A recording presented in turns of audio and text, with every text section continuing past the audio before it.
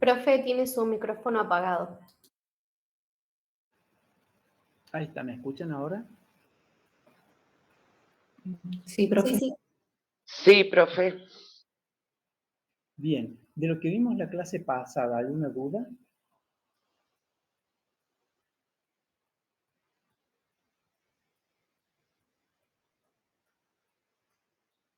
¿Alguna duda que tengan? Profe, Sí. ¿me escucha? Sí. Le hago una pregunta. Cuando usted hablamos de lo que es la isquemia, Sí.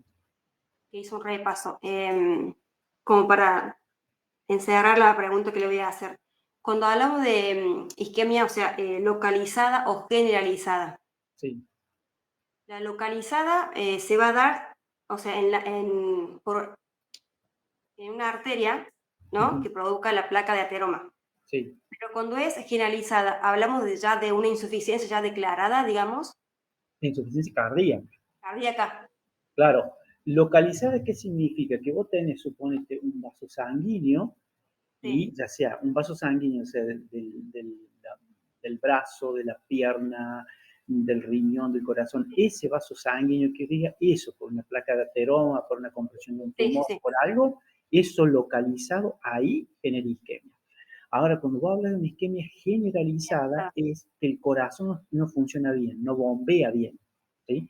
Generalizada, ¿qué significa? Que vas a tener isquemia en varios órganos o tejidos, ¿sí? Eso es siempre generalizado vas a tener que insuficiencia cardíaca, ¿sí? Insuficiencia cardíaca te da una isquemia generalizada. Claro. ¿Y el ventrículo izquierdo sería el que no puede bombear la sangre? A todo el cuerpo. El izquierdo es el que bombea a todo el cuerpo. Y el derecho es el que bombea a pulmón. Pulmón. Y otra consulta. En la localizada, digamos que se va a declarar lo que es la ateromatosis. Sí, sí. La causa es la ateromatosis, es la placa de ateroma. Sí. Sí. Bien, eso. Gracias. Bien. Bueno, ¿alguna otra duda o no? ¿Podemos comenzar? Bueno.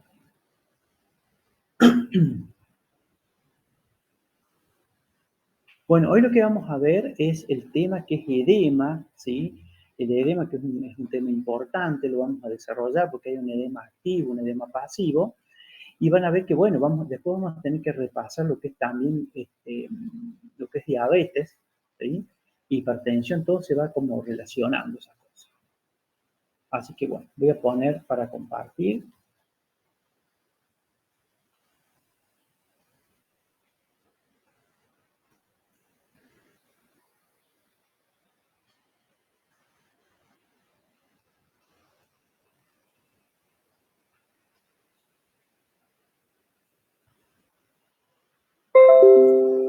¿Ven ahí el monitor mío? Sí, profesor. Bien. Sí, se ve. Perfecto. Bueno.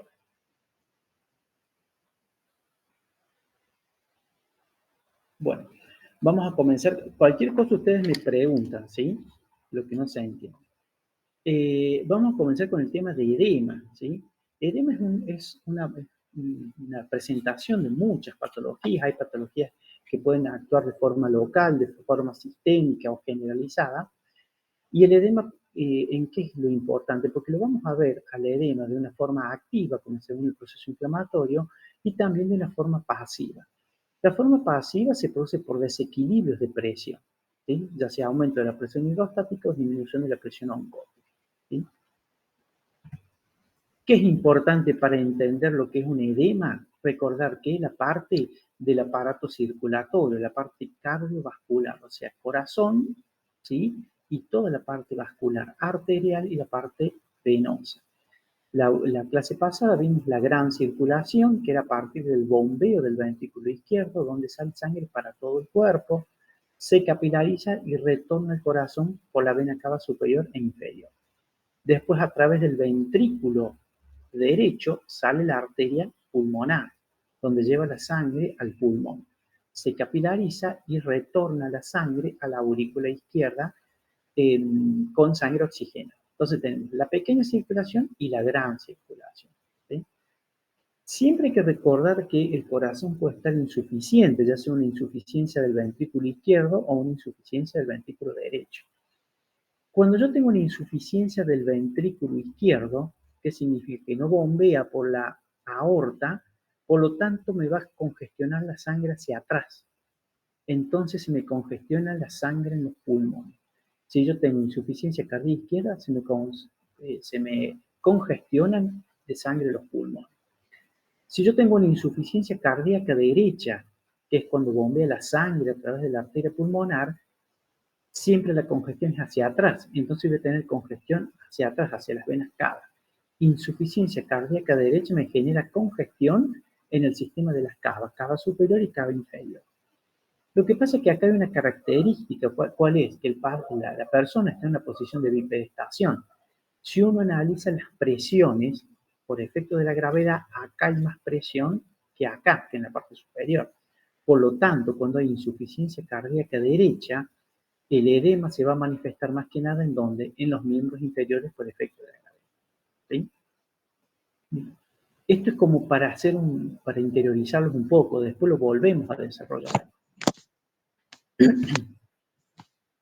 Bueno, cuando nosotros tenemos la parte arterial, vienen las arterias, se van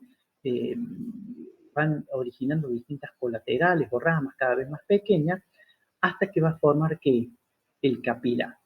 Acá tenemos un extremo arteriolar que es pequeño, a nivel del capilar ya la pared está muy, muy delgada, entonces en esta parte, ¿qué se permite? La salida de oxígenos y nutrientes y la entrada de dióxido de carbono y detritos, ¿sí? O desechos. Y por acá sale la sangre venosa que tiene dióxido de carbono que va a ir al pulmón para ser eliminado por la respiración y va a ir los desechos que son urea, creatinina, ácido úrico para ser eliminados por riñón, ¿sí? Ahora fíjense en este extremo, acá van a ver las flechas, fíjense, una flecha roja y una roja chiquita, una flecha verde chiquita y una flecha más grande verde. ¿Qué significa esto? Que en el extremo arteriolar sale el líquido, va saliendo haciendo capilares, y en el extremo de los capilares y la parte venosa entra líquido, ¿sí? Entonces acá sale líquido, entrega oxígenos y nutrientes, y en el extremo venular entra líquido con dióxido de carbono y desechos, ¿sí? Entonces, esto, ¿gracias a qué se produce la salida del líquido acá y la entrada del líquido acá? Gracias a un equilibrio de presiones, ¿sí? Acá, la presión hidrostática de la sangre o del plasma hace que salga el líquido. Y acá, la presión oncótica u osmótica del plasma hace que ingrese el líquido. Acá la presión hidrostática, ¿de qué va a depender? De la presión arterial, va a depender también de la posición del cuerpo, donde está generando un esfuerzo que la gravedad. Por eso acá hay mayor presión hidrostática acá en el pie que en la cabeza, ¿sí? Eso es lo que a mí me permite que salga el líquido. La entrada del líquido está dada ¿por qué? Por la presión oncótica u osmótica. ¿Y a qué se debe eso? Acá en el plasma hay una proteína que se llama albúmina. La albúmina no sale del espacio vascular, está acá dentro del espacio vascular. No sale, salvo un proceso inflamatorio, pero normalmente la albúmina está acá dentro. Y la albúmina funciona como si fuera un imán, atrae el agua, ¿sí? En esa presión osmótica, ¿sí? Que atrae. Digamos, la albúmina es como que sería el soluto y el agua es el solvente, entonces genera esa atracción. Es como cuando nosotros a veces decimos la relación entre el sodio y el agua, pasa sodio y atrae el agua. Bueno, acá lo mismo, acá la albúmina está atrayendo el agua. Entonces, acá el líquido sale por aumento de la presión hidrostática y acá ingresa por la presión oncótica. Obviamente que se tienen que manejar unas cifras normales, porque si la presión hidrostática es muy, muy exagerada, va a salir líquido de más, ¿sí? Si la presión oncótica por la albúmina está baja o no se sintetiza albúmina, que es sintetizada por el hígado, esta absorción de agua no se va a producir, entonces se va a producir edema. Entonces acá tenemos un ejemplo para ver lo que es el edema pasivo, ¿sí? Por desequilibrio de la presión hidrostática y la oncótica. Entonces, el edema puede ser activo en un proceso inflamatorio o puede ser pasivo en un desequilibrio de estas dos fuerzas, aumento de la hidrostática o disminución de la oncótica. ¿Sí? ¿Qué me puede producir un aumento de la presión hidrostática? Fíjense, ven acá esta parte venosa, ¿qué pasa si yo comprimo acá este vaso? Si yo comprimo este vaso acá, esto, la sangre que viene, se empieza a congestionar y aumenta la presión hidrostática. Y ahí se produce edema. ¿Sí?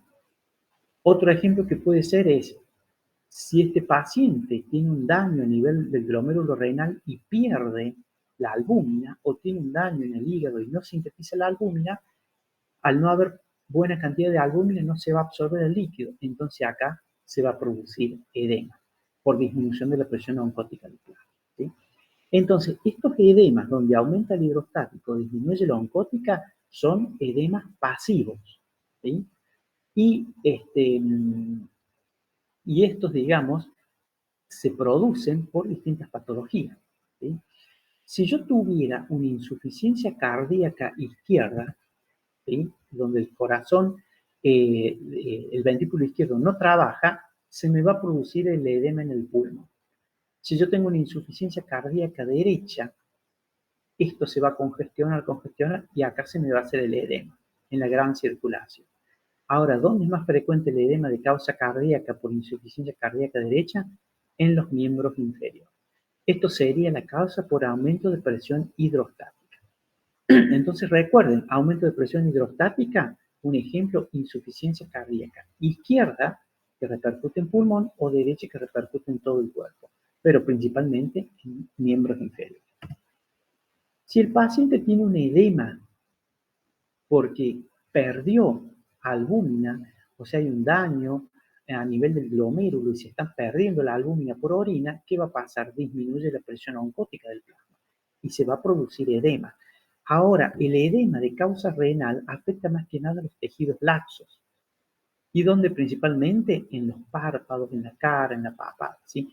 Ahí van a ser los lugares donde principalmente va a afectar. ¿Sí? Por eso nosotros tenemos que, de acuerdo a la fisiopatogenia de este edema o trasudado, que es pasivo, tenemos el edema de causa cardíaca, que afecta más que nada miembros inferiores por efecto de la gravedad, y los edemas de zona de tejidos lácteos, como son párpados y zona, digamos, de la papada o cara, cuando se pierde albúmina. Sería un edema de causa renal. Entonces ya se entiende que hay un edema de causa por insuficiencia cardíaca y un edema de causa renal. Son dos tipos distintos de mecanismos, ¿sí? Bien. Bueno, ¿cuál es la definición de edema? ¿Edema qué es? Es el acúmulo anormal de líquido en el intersticio celular. O sea que entre célula y célula va a haber un acúmulo de líquido de forma normal. Se puede acumular ahí el líquido o también en donde, en cavidades corporales. ¿Cuáles son las cavidades corporales? Pueden ser la cavidad pleural, que rodea los pulmones, la cavidad pericárdica, que rodea el corazón, la cavidad peritoneal, donde están las vísceras a nivel del abdomen. ¿Sí? Esas serían las cavidades. Ahora, recuerden que el edema lo clasificamos en activo, que es la inflamación, y el pasivo, que es un trasudado, por aumento de la presión hidrostática o disminución de la oncótica. Bien, acá tenemos la separación de estos edemas, el inflamatorio, que también se llama exudado, y el no inflamatorio, que se llama trasudado. Este inflamatorio también se llama activo y este se llama pasivo, ¿sí? Entonces hay tres enunciados, que sea inflamatorio, que se llama exudado y su mecanismo es activo. Este es no inflamatorio, es un trasudado y es pasivo. ¿Por qué se llama el inflamatorio activo? Porque acuérdense que en este actuó una noxa y la noxa que liberaba sustancias vasoactivas. En el inflamatorio que tenía vasos dilatados, vasos congestivos, ¿sí? Aumento de la permeabilidad capilar, ¿sí? Y el infiltrado inflamatorio de polimorfos nucleares neutros. Eso es lo típico del proceso inflamatorio agudo, ¿sí? Bien. ¿Está Oliva Ángeles? Sí, profe, presente. ¿Qué tal? ¿Cuál sería la microscopía del proceso inflamatorio agudo?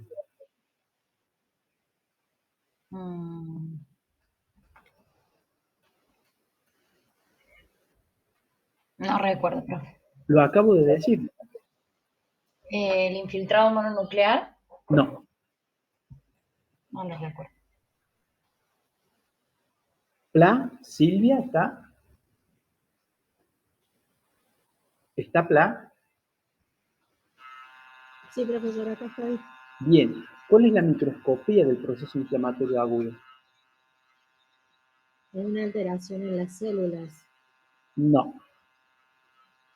Bueno, esto es un tema que ya lo estudiamos el año pasado, ¿sí? Hace 15, 20 segundos que lo describo yo. ¿Sí? Entonces tienen que retener. Presten atención porque yo les voy a preguntar para ver si están prestando atención. Entonces les voy a volver a repetir. La microscopía, yo les diría que tomen nota, ¿sí? Si bien ya lo tienen los apuntes, ya lo tienen visto, ya supuestamente está aprendido, pero son cosas que tienen que salir, ¿sí? Y más cuando hace segundos que se les dice. La microscopía del proceso inflamatorio agudo consta de vasos dilatados, vasos congestivos, edema y polimorfonucleares neutrófilos, ¿sí? Por eso es un proceso inflamatorio agudo. ¿Está? Bien. Proceso, Perdón, sí, profe. Polimorfonucleados, ¿qué dijo? Que no, la última. neutrófilos. Polimorfonucleares neutrófilos. Neutrófilos, gracias. Neutrófilos, sí. Bien. Proceso, el edema no inflamatorio, trasudado o pasivo, acá actúan dos fuerzas, aumento de la presión hidrostática o disminución de la presión oncótica. El ejemplo clásico del aumento de la presión hidrostática era la insuficiencia cardíaca, pero también puede haber una obstrucción a nivel venoso donde no me permite el drenaje sanguíneo normal. Y la causa de disminución de la presión oncótica puede ser que se pierde la albúmina por glomérulo, por daño renal, o disminuyó la síntesis en el hígado, en un hígado que esté insuficiente. Bien, acá fíjense, tenemos como un esquemita lo que aumenta la presión hidrostática y lo que disminuye la oncótica. Estas son las dos fuerzas que están actuando, ¿sí? Para el edema pasivo o trasudado, ¿sí? Y todo esto me genera aumento de presión hidrostática, que significa insuficiencia cardíaca congestiva, o sea, un corazón insuficiente. La pericarditis, que es un pericardio, digamos, que comprime el corazón y no lo deja trabajar como bomba, porque es una pericarditis congestiva. La cirrosis también me puede producir que un aumento de presión hidrostática en la parte a nivel del sistema porta, obstrucción venosa, dilatación arteriolar y disminución de la presión oncótica, generalmente una proteinuria, que este sería el daño del glomérulo y se pierde la albúmina, o un daño extenso en el hígado y no puede sintetizar la albúmina, ¿sí? Y acá tenemos el otro ejemplo de proceso inflamatorio, donde ya es activo, ¿tá? Bueno, en esta fisiopatogenia, ¿qué dijimos? Que aumenta la presión hidrostática. Vamos a concentrarnos ahora en el edema pasivo, trasudado, no inflamatorio. No es inflamatorio.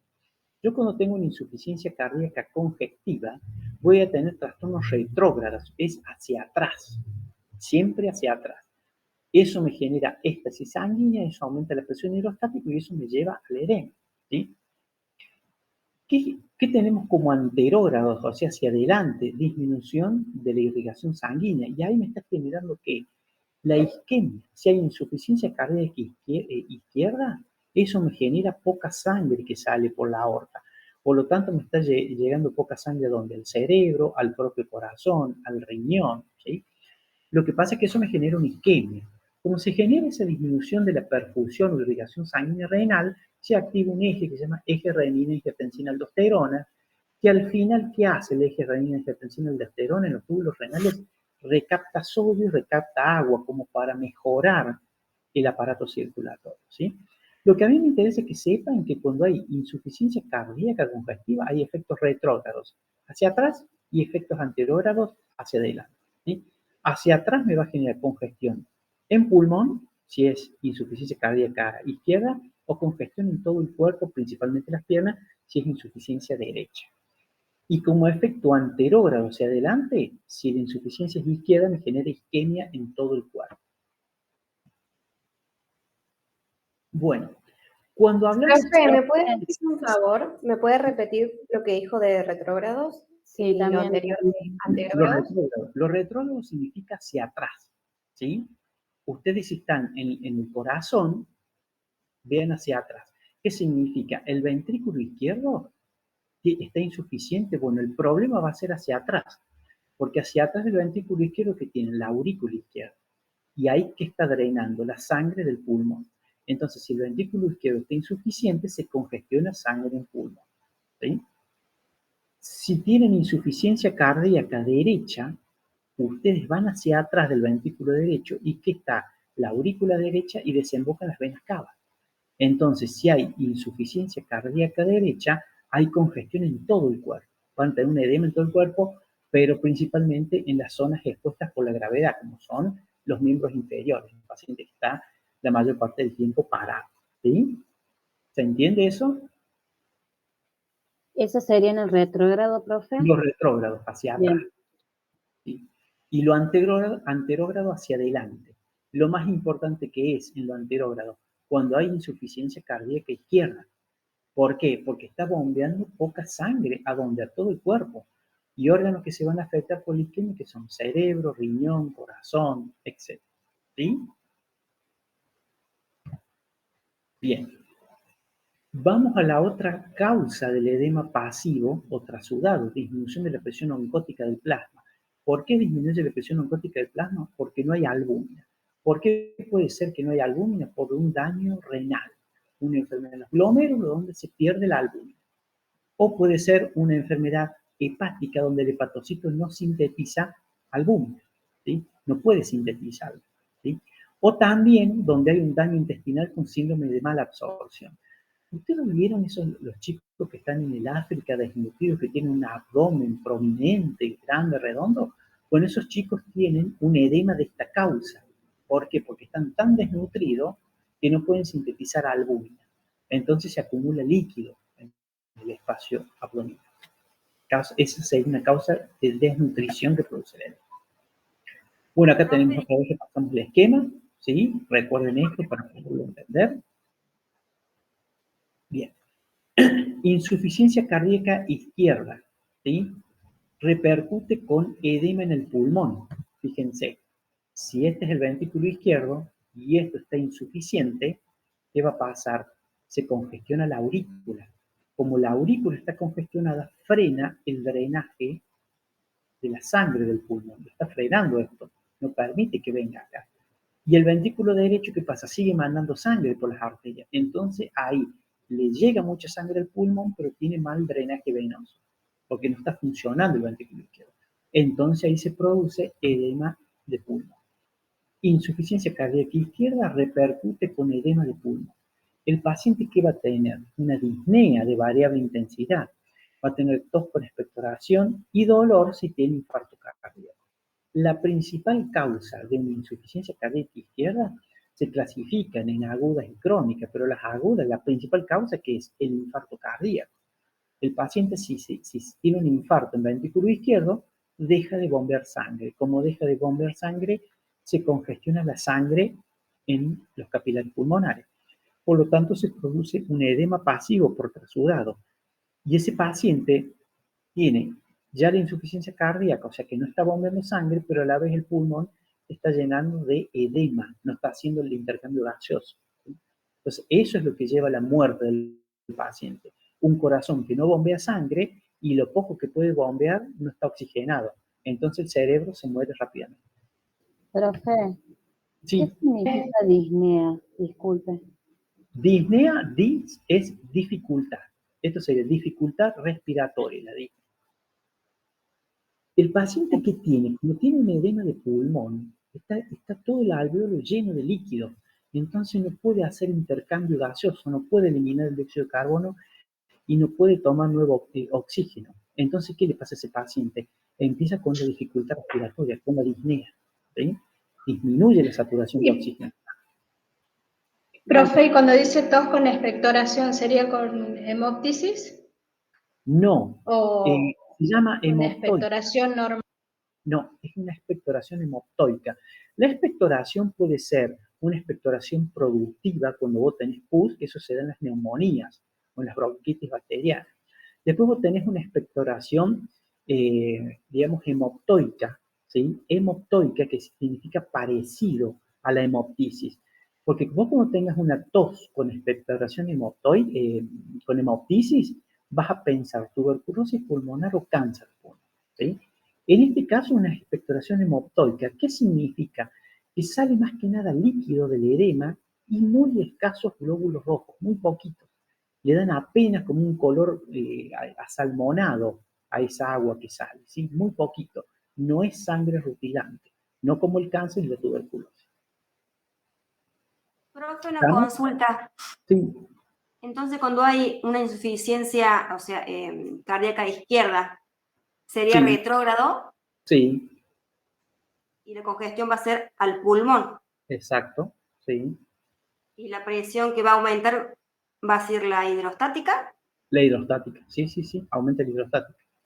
Entonces uno si se recuerda el capilar, aumenta lo hidrostático, ¿sí? Y ahí sobrepasa lo oncótico. Entonces, ¿qué pasa? Se produce el edema por el trasudado. Porque, Y claro, sí, pero después que recargaría el ventrículo derecho, entonces también. es que después va a recargar, con el tiempo va a recargar. Primero se va a congestionar el pulmón, y el pulmón te va a hacer un edema agudo. Si hace un edema agudo y no se corrige la causa, se muere el paciente en 10 minutos, ¿sí? Ahora, si el paciente hace un edema crónico de pulmón, con el tiempo, las arterias del pulmón hacen hipertensión arterial pulmonar, y eso lleva a un cambio en el ventrículo derecho, y lo lleva a insuficiencia cardíaca derecha. Eso se Va a llama congestionar, sobrecarga izquierda-derecha, ¿sí? y congestiona sería ya la parte de los miembros inferiores. Exacto, ya porque ya tenés insuficiencia cardíaca global. La izquierda te congestiona el pulmón, eso La congestiona el derecha, derecho, y el derecho ya te hace global. ¿Sí? gracias. ¿Estamos? Sí. Bien. Vamos ahora, supongamos que el paciente hizo la insuficiencia cardíaca derecha ahora. Si tiene insuficiencia cardíaca derecha, la insuficiencia cardíaca derecha, la causa que puede ser que tenga una insuficiencia cardíaca izquierda que congestiona el pulmón y eso congestiona el corazón derecho. Eso se llama sobrecarga izquierda-derecha. O puede ser también que un paciente tenga una patología pulmonar, ¿sí? Fibrosis, daños a nivel del pulmón, y eso me genera hipertensión arterial pulmonar, y eso me lleva a una insuficiencia cardíaca derecha directamente, o primaria, ¿sí? ¿Cómo repercute ya la insuficiencia cardíaca derecha? Esto repercute principalmente con el edema en los miembros inferiores, ¿sí? Este paciente, ¿qué va a tener? Va a tener un edema bilateral, simétrico, y va a dejar fobia, ¿sí? Se va a intensificar con el transcurso del día. ¿Y esto por qué? Porque va aumentando la presión hidrostática al estar parado. Cuando el paciente se acuesta en la posición horizontal, el corazón está al mismo nivel que todos los vasos sanguíneos. Por eso ya no actúa tanto la presión hidrostática, salvo en la parte lumbar, y eso le permite que al corazón, que por más que esté insuficiente, bombear un poquito mejor, porque ya no tiene el efecto de la gravedad, y se reabsorben esos edemas del miembro inferior. Como se reabsorbe esos edemas del miembro inferior, ¿a dónde pasan? Al espacio vascular. Entonces va mucha más sangre al riñón, se filtra más sangre, por lo tanto el paciente orina mucho en la noche, ¿sí? Y el paciente al levantarse en la mañana, como eliminó en la noche a través de la orina el exceso de agua que tenía, no tiene edema.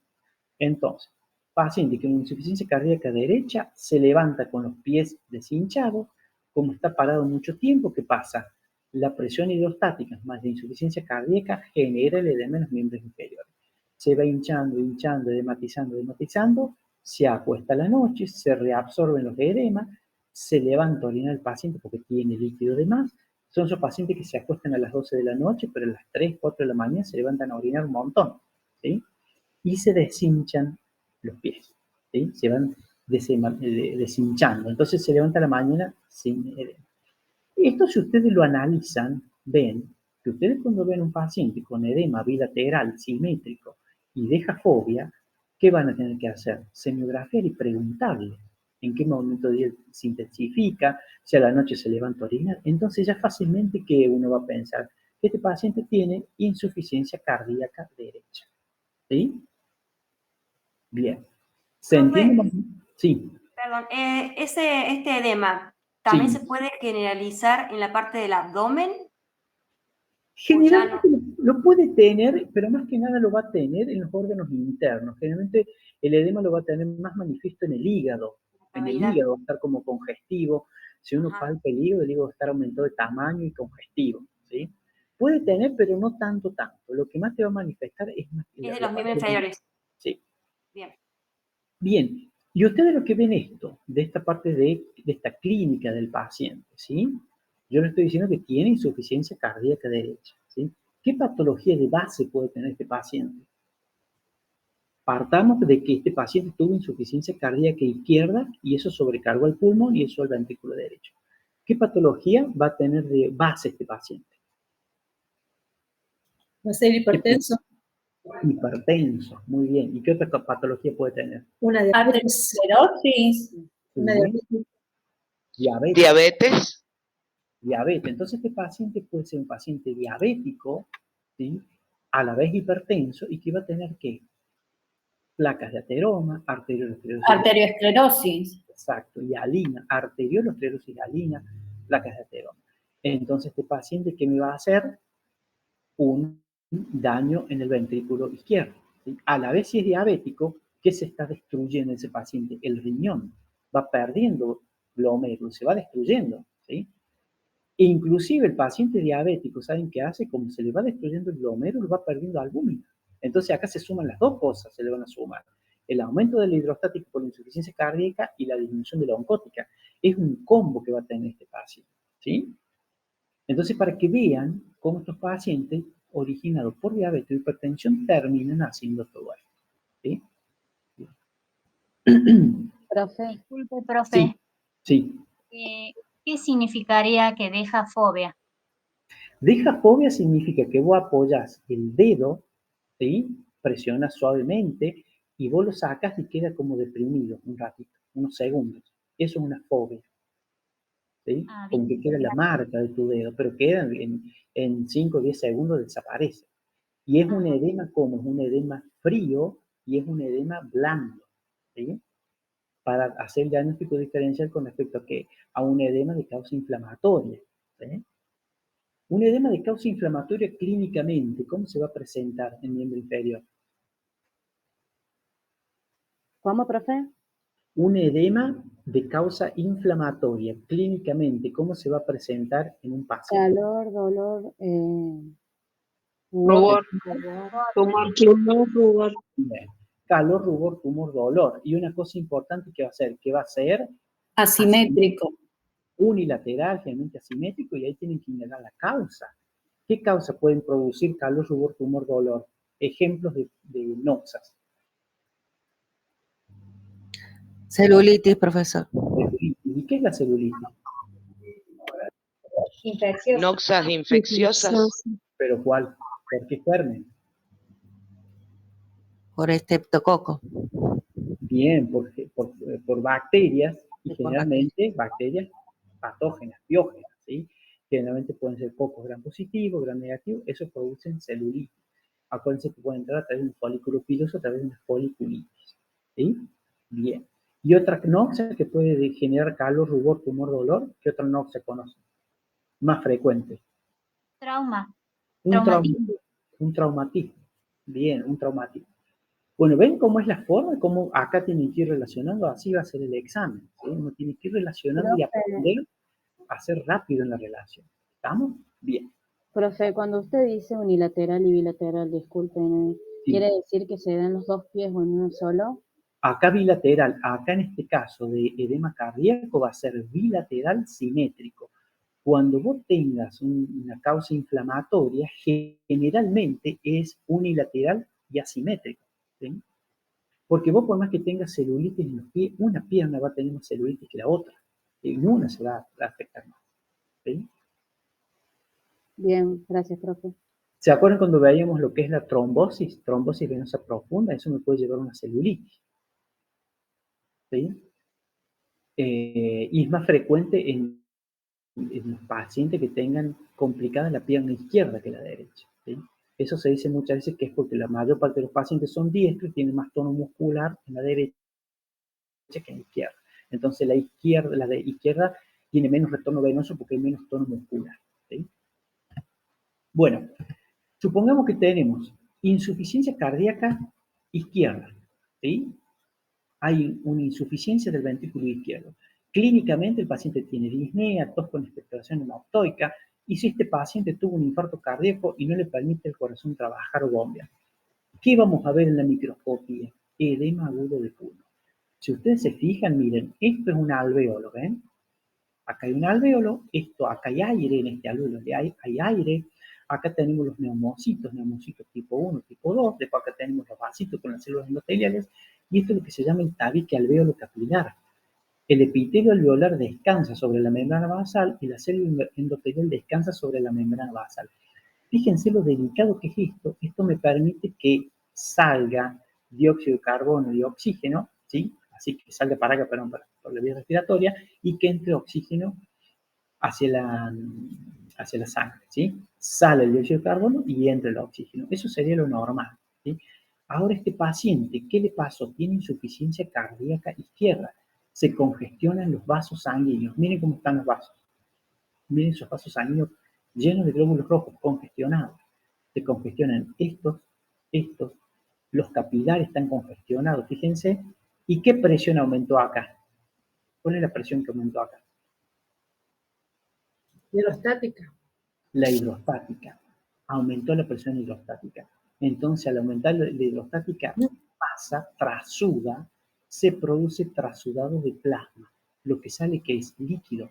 ¿Ven este color rosado? Eso es líquido. Líquido plasmático que sale, ¿sí? Y eso es un edema agudo de pulmón.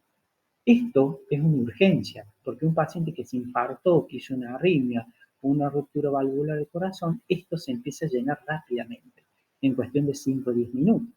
Por eso es que hay que corregir rápido el corazón, porque si no esto se llena de líquido y el paciente ya no puede respirar, no tiene solución. Si no se soluciona, digamos, el problema cardíaco, ¿está? Esto está haciendo un edema agudo de pulmón, el paciente se muere por eso, ¿sí? Y por eso que le está faltando el aire, fíjense, no está pudiendo hacer el intercambio de gases. ¿Qué pasa si el paciente tiene una insuficiencia cardíaca izquierda crónica, ¿sí?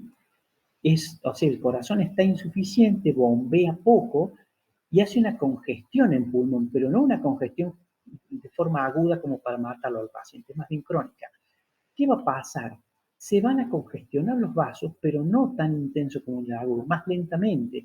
Los capilares se van a romper y como se rompen los capilares, se va fibrosando el tabique alvéolo capilar. Miren acá, ¿ven la flecha acá? ¿Ven acá? Sí. Miren el espesor del tabique alvéolo capilar normal. Esto es lo normal. Miren un paciente que tiene edema crónico de pulmón, cómo se fue fibrosando. Se fibrosó, miren el grosor que tiene. Estas son vías aéreas, vasos sanguíneos. Ya se perdieron los alvéolos, ¿sí? Y de llegar a haber algo de vía respiratoria o de conducto alveolar, ya no puede hacer intercambio gaseoso. Entonces, este paciente vive gracias a esta parte que le queda del pulmón, a esto, ¿eh? Pero esto ya no sirve para intercambio gaseoso. Ya está todo fibrosado. Eso es el edema crónico del pulmón. Por eso estos pacientes, cuando salen a hacer actividad física, ¿qué les va a pasar? Se cansan, les falta el aire, porque su pulmón está insuficiente, ¿sí? Edema crónico del pulmón. Profe, eso ya no se puede revertir, ¿verdad? No, O esto ya ya no vuelve a Ya no. Una vez que a vos el pulmón se te fibrosó así, ya no tiene solución. Ya no tiene vuelta atrás. No, por eso hay que tener mucho cuidado cuando uno habla del pulmón. El pulmón es uno de los tejidos más delicados que hay, ¿sí? Es como una esponja. Y en que hay que tener cuidado con los problemas vasculares, ya sea insuficiencia cardíaca izquierda que repercute en el pulmón, con las infecciones virales, infecciones bacterianas, con la aspiración e inhalación de tóxicos, con el cigarrillo, con el humo. Todo esto, esos noxas me pueden llevar a esta fibrosis masiva del pulmón. Cuando yo tengo un pulmón en estado terminal, así con fibrosis, te parecen todo lo mismo. Yo generalmente no puedo saber si esto fue una infección viral, o si fue un edema crónico, o si fue una intoxicación por oxígeno, o por un gas. La verdad que no sé, ¿tá? Pero los estadios terminales del pulmón terminan así.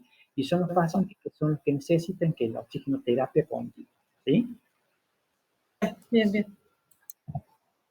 Bueno, el término congestión e hiperemia.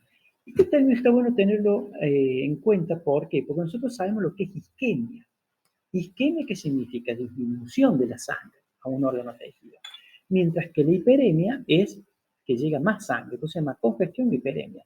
Y acá que tenemos un incremento del contenido sanguíneo en órganos y tejidos.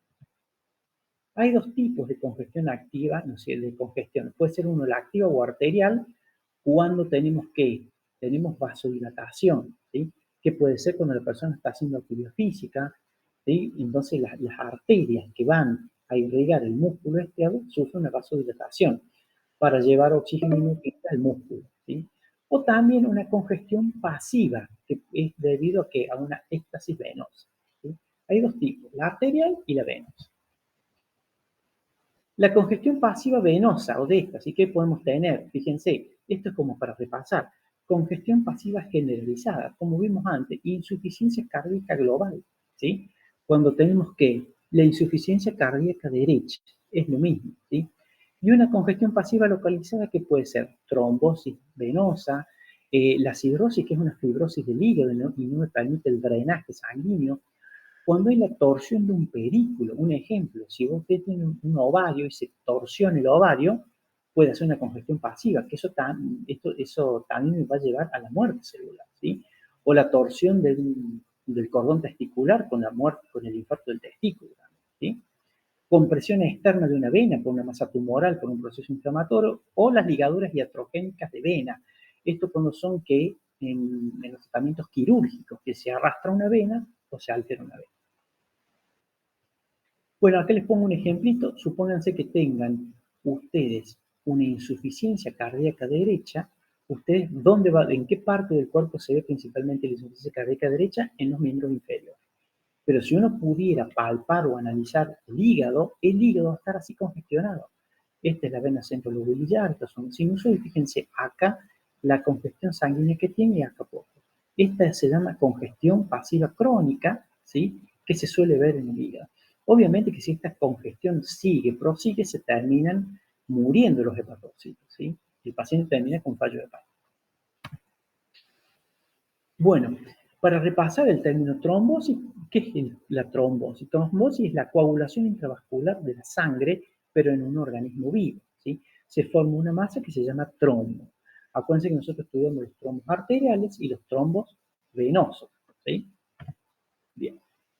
Por la fisiopatogenia, hay una lesión en el endotelio vascular o cardíaco, o alteraciones del flujo laminar sanguíneo, donde se vuelve turbulento y las plaquetas chocan contra el endotelio, o una modificación en la composición de la sangre, donde tenemos estados de hipercoagulabilidad, ¿sí?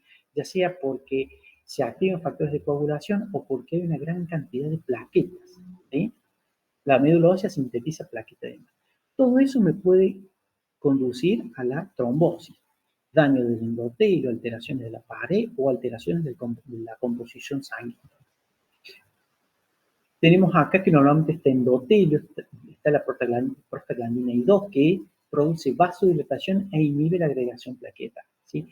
¿Qué me puede llevar a que se forme un trombo? La complicación de una placa de ateroma, una crisis hipertensiva, el tabaquismo, flujo turbulento de la sangre. Si lo asociamos con la hipercolesterolemia, que es lo que me permite el crecimiento de la placa de ateroma, muchas toxinas bacterianas, ¿qué hacen? Liberan toxinas y que activan los factores de coagulación, entonces me estimulan una coagulación. Y las patologías autoinmunes son tendentes a formar trombos, generalmente los microtrombos, solamente conformados de fibrina, ¿sí? Sobre todo las patologías autoinmunes, ¿sí? Bueno, ejemplo de las turbulencias, ¿dónde se pierde ese flujo laminar de la sangre y se hacen las turbulencias permitiendo que las plaquetas choquen contra el endotelio? Aneurisma, que son esas dilataciones de las arterias, y en el corazón puede tener una dilatación, el ventrículo, que se llama aneurisma. Si el corazón tuvo un infarto y tuvo una cicatriz, ¿sí? por el infarto previo, ¿sí? O cuando hay dilatación de la aurícula derecha, ¿sí? Y eso me genera fibrilación auricular, ¿sí? Cuando se dilata la aurícula derecha, empieza a fibrilar. ¿Qué sería una fibrilación auricular? Sería una arritmia cardíaca, ¿sí? Pero es una arritmia muy peligrosa, porque es como que el corazón se vuelve loco, se altera y no se contrae, ¿sí? Porque está circulando esa despolarización descontrolada. Eso es una arritmia cardíaca. El corazón normalmente, para que se contraiga, primero tiene un nodo que hace una descarga de despolarización, como si fuera un cable, que es lo que le permite que 70 veces por minuto genere la contracción, ¿sí?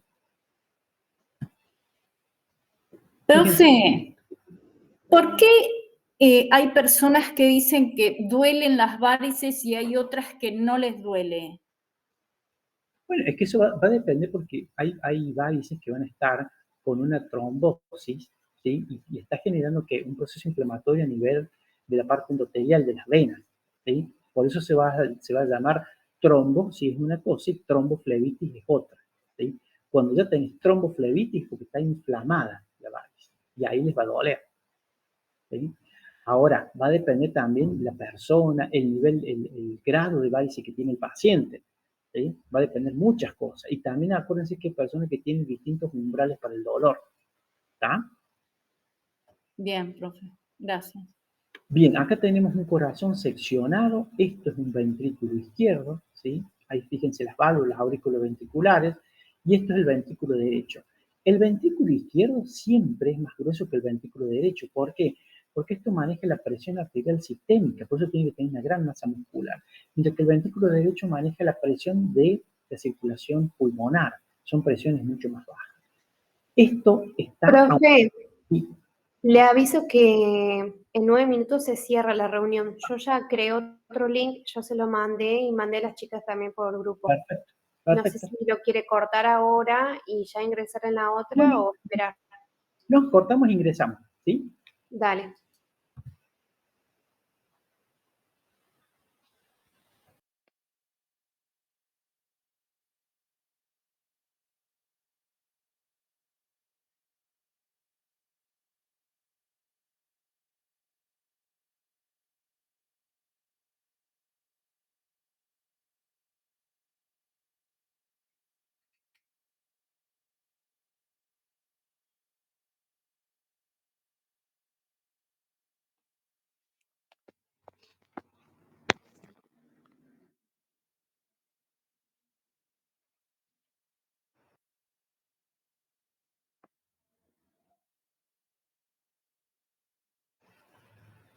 Listo. Ahora seguimos, ¿sí?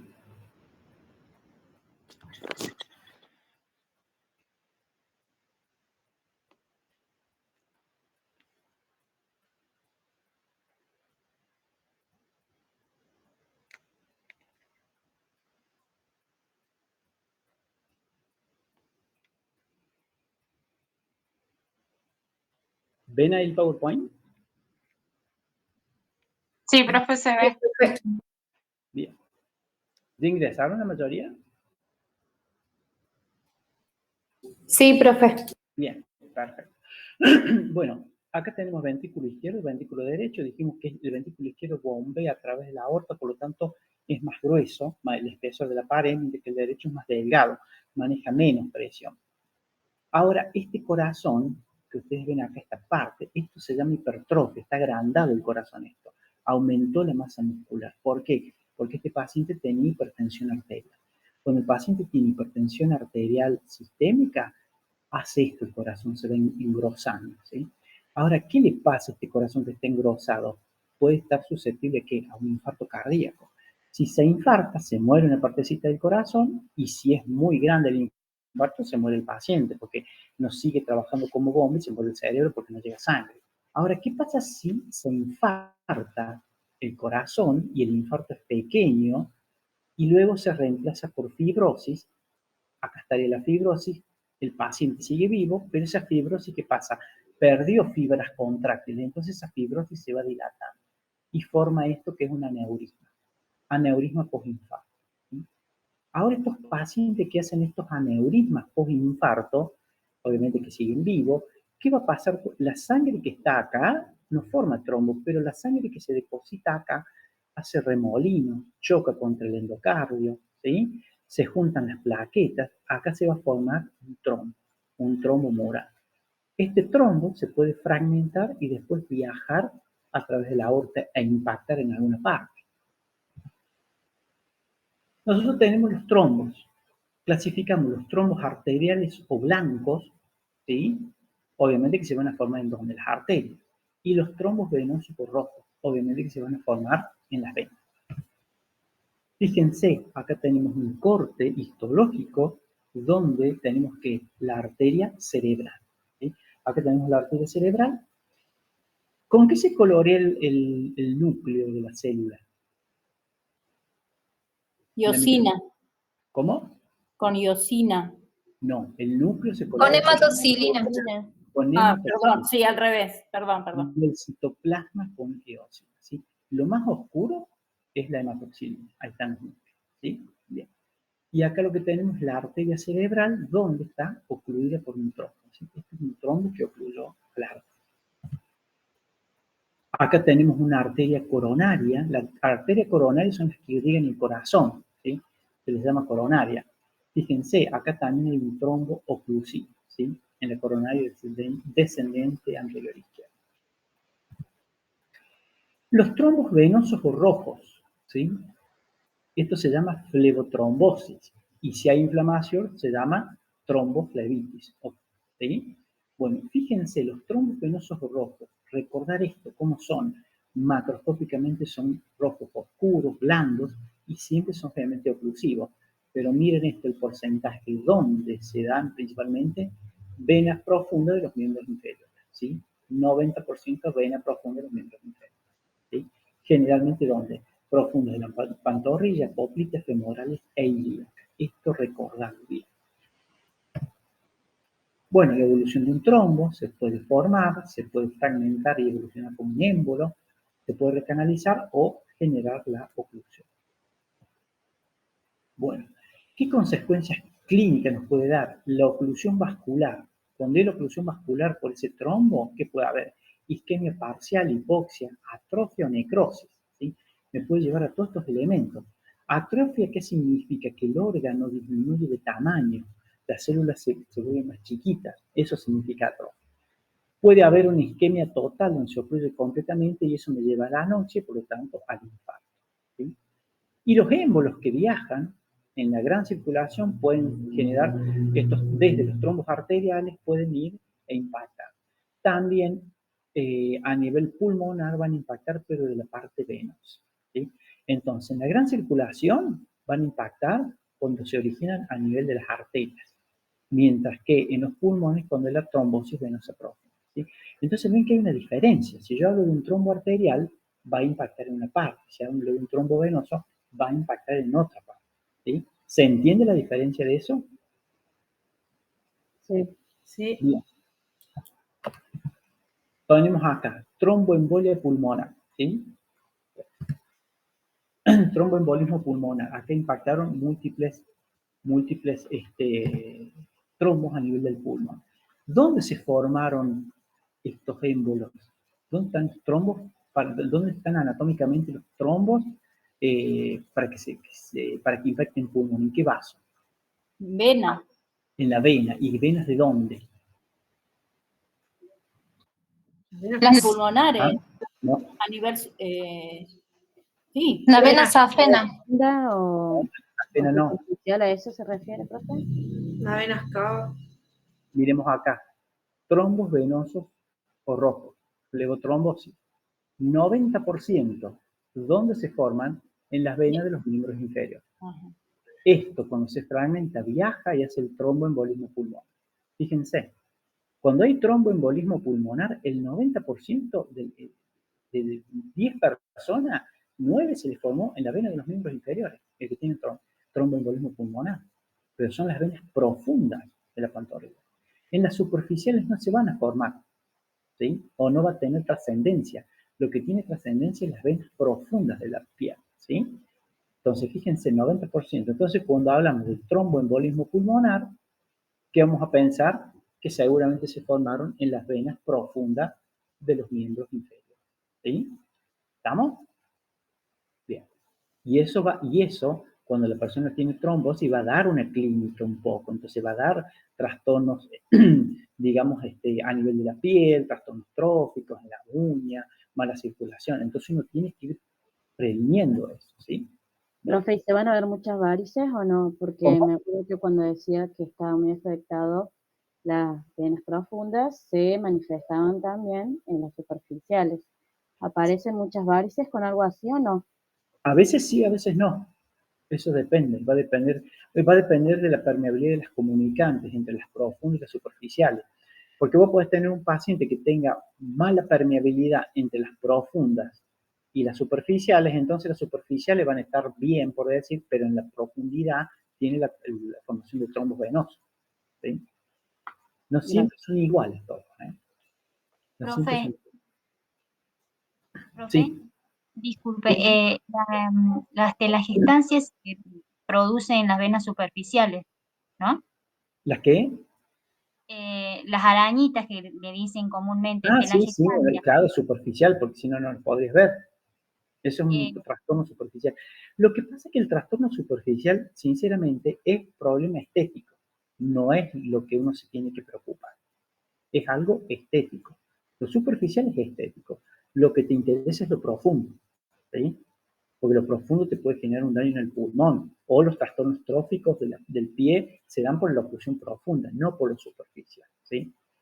Ustedes vieron, se pueden sacar, las afenas internas y externas se sacan quirúrgicamente, no hay drama, pero, si no, pero lo profundo es el problema, ¿sí?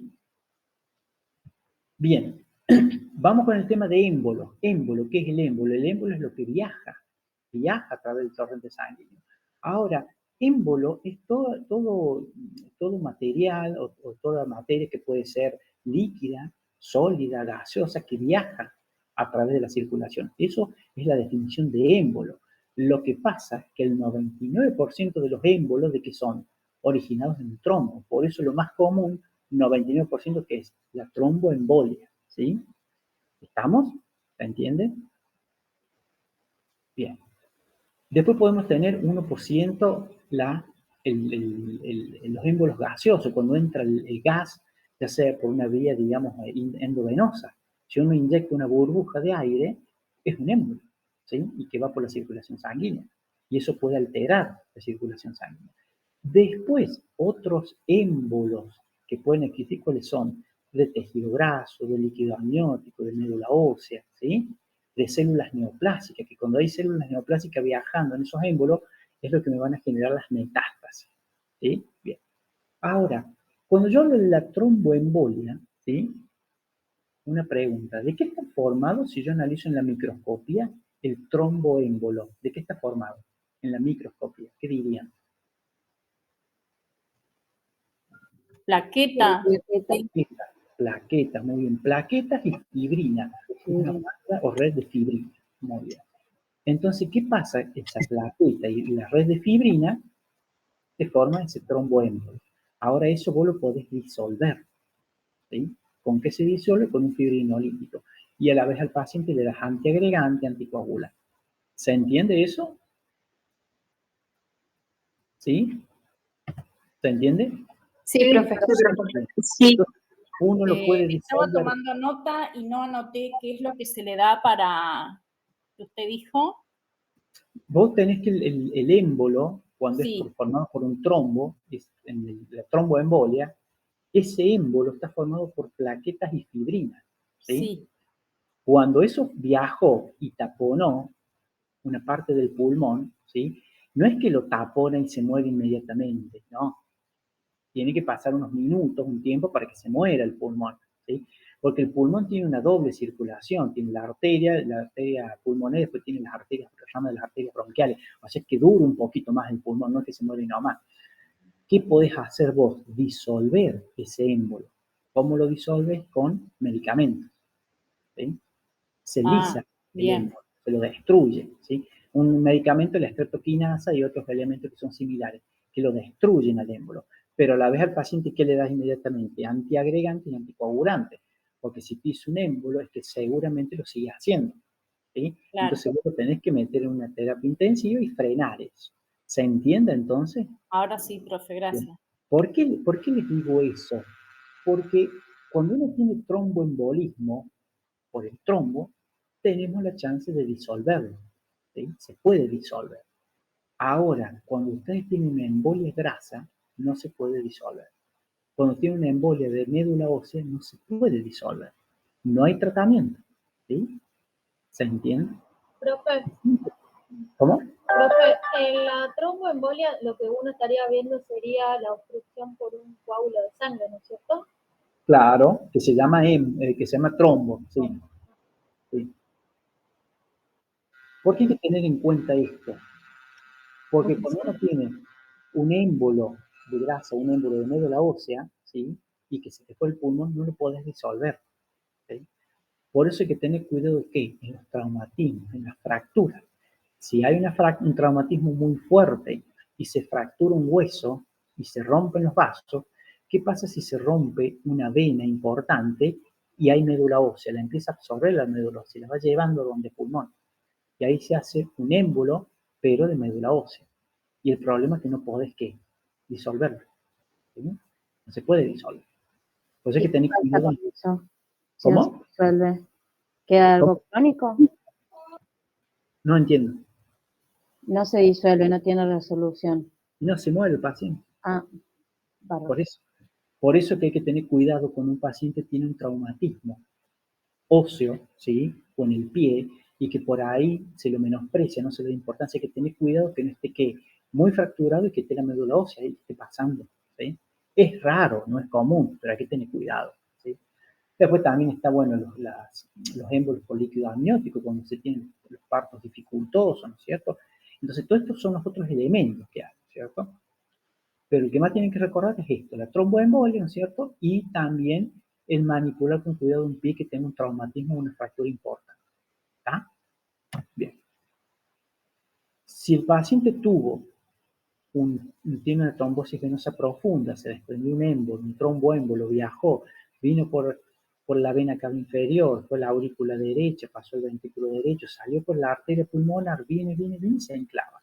Esto que ven acá es un infarto. ¿Sí? Esto es un infarto de pulmón. ¿Cómo se ve el infarto? Se ve un infarto hemorrágico, es rojizo. ¿Por qué? Porque si bien se ocluyó esto, se murió, sigue viniendo un poquito de sangre por la rama de la arteria bronquial. ¿Sí? Pero ¿qué pasa? No llega a ser suficiente para mantener con vida a las celulitas del pulmón y se termina infartando. Por eso es un infarto rojo. Bien, vamos a la embolia arterial de la gran circulación, ¿sí? 5% que será. Fíjense dónde se puede originar estos émbolos o tromboémbolos de trombos arteriales. Fíjense, de origen arterial, en la aorta o sus ramas, porque tiene una placa de ateroma, o una trombosis que tenga en un corazón, que tenga un infarto, que tenga un aneurisma, un daño valvular. Ahí se va a formar estos trombos arteriales. Pero fíjense el impacto. ¿Dónde van a impactar estos tromboémbolos que se forman en aorta, ramas o corazón? Fíjense, 75% en los miembros inferiores. Recién un 10% cerebro, un 10% riñón y son un 5% los miembros superiores. Fíjense el impacto, 75% va a impactar en miembros inferiores. O sea que ustedes pueden tener un paciente que tenga una placa de ateroma en la aorta o una insuficiencia cardíaca o el paciente y no tiene ningún daño a nivel del miembro inferior, pero el trombo que se formó allá arriba viaja e enclava en los miembros inferiores. ¿Sí? ¿Ven? Eso es lo importante. Entonces fíjense cómo la trombosis venosa profunda era la causa principalmente de origen para el tromboembolismo pulmonar y esto que son de origen sistémico, cómo impacta en los miembros inferiores. Entonces el miembro inferior puede ser origen de trombos venosos y que impactan en el pulmón y lo general puede impactar en el miembro inferior. ¿Sí? ¿Estamos con esto? ¿Se entiende? Sí, profe. Bien. Cuando nosotros hablamos de, bueno, acá cuando se produce la muerte se llama infarto o gangrena en el pie, pero también cuando hay gérmenes, porque el paciente tiene septicemia, se le suele llamar infarto séptico.